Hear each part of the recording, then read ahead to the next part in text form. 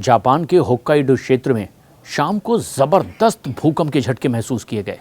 बताया गया Richter scale पर 7.6 तीव्रता इसकी मापी हुई है। प्रशासन ने तटीय इलाकों में अब सुनामी की चेतावनी जारी की है। लोगों को अलर्ट किया है कि तटीय इलाकों में जबरदस्त सुनामी जापान के इस इलाके में आ सकती है। इससे पहले नवंबर में भी इसी क्षेत्र के पास में जबरदस्त भूकंप आया था। जापान के उत्तरी क्षेत्र में सोमवार की शाम ये जबरदस्त भूकंप आया, धरती हिली। रिक्टर स्केल पर जो तीव्रता मापी गई वो बहुत ज़्यादा थी, 7.6।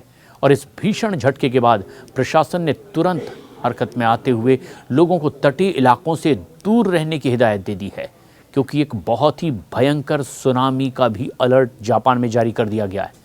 ये भूकंप होक्काइडो क्षेत्र में महसूस किया गया और ऐसे में आसपास के इलाके में लोगों में अब ज़बरदस्त दहशत भी फैल गई है। लेकिन इसके बाद सुनामी से और बड़ा खतरा भी हो सकता है, इस बात के लिए लोगों को चेता दिया गया है।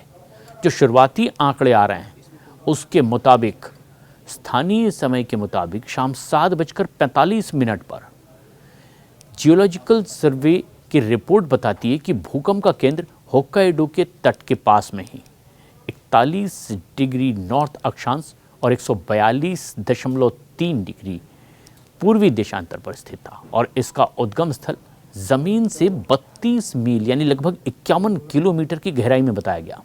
भूकंप की तीव्रता को देखते हुए अधिकारियों ने तटीय इलाकों में रहने वाले लोगों को सतर्क कर दिया है।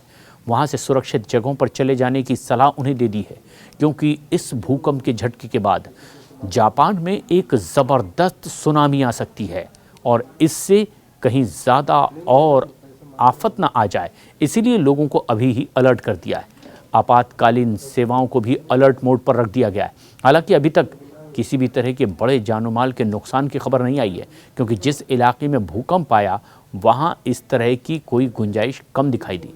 लेकिन परमाणु ऊर्जा संयंत्रों में किसी समस्या के तत्काल की कोई खबर नहीं, और ये भी जापान के लिए एक बड़ी चिंता की बात थी, क्योंकि इसी इलाके में बड़ी तादाद में जापान के परमाणु ऊर्जा संयंत्र भी मौजूद हैं। और अगर कोई बड़ी हलचल फिर एक बार कुछ और आगे तक हुई तो एक बड़ा नुकसान इस तरह के केंद्रों को भी जापान में हो सकता है। प्रशासन ने स्थिति पर नज़र बनाई हुई है, लेकिन लोगों को तुरंत इन इलाकों से अब शिफ्ट करने का काम भी शुरू कर दिया गया है। जापान में वैसे भूकंप की घटना कोई पहली बार नहीं, ये उस प्लेट पर ही बसा देश है जहाँ पर इस तरह के झटके आते रहते हैं। 9 नवंबर को भी उत्तरी जापान में तेज़ भूकंप आया था और उस समय रिक्टर स्केल पर तीव्रता 6.9 मापी गई थी। ये भूकंप इवाते प्रांत के इलाके में आया था, जिसका केंद्र लगभग 20 किलोमीटर की गहराई में बताया गया। उस घटना के दौरान भी प्रशासन ने सुनामी की एडवाइजरी जारी की थी। मौसम एजेंसी ने 1 मीटर तक ऊंची लहरें उठने की आशंका तब जताई थी, जबकि कुछ पूर्वानुमान में 3 मीटर तक की लहरों की चेतावनी जारी की गई थी। हालांकि बाद में सोफुनारो, मियाको और कामाइशी जैसे क्षेत्रों में भी 10 से 20 सेंटीमीटर की छोटी सुनामी की लहरें ज़रूर देखी गई, लेकिन कुछ घंटों बाद ही एडवाइजरी को वापस भी ले लिया गया था। कई दिनों तक आफ्टर शॉक्स यानी कि भूकंप के बाद आने वाले वैसे ही बड़े झटके भी महसूस किए गए, और यही आशंका अब भी जापान के इस इलाके में बनी हुई है। जापान वैसे भौगोलिक रूप से प्रशांत महासागर के रिंग ऑफ फायर पर बसा हुआ है और ये दुनिया का सबसे ज़्यादा भूकंप प्रभावित संभावित क्षेत्र भी माना जाता है। यहाँ पर टेक्टोनिक प्लेट्स की टकराने की वजह से अक्सर भूकंप की घटनाएं होती हैं। ज्वालामुखी विस्फोट जैसी घटनाएं भी होती रहती है, और यही वजह है कि जापान में भूकंप रोधी तकनीक और आपदा प्रबंधन इतना ज़ोर शोर से एक्टिव किया जाता है।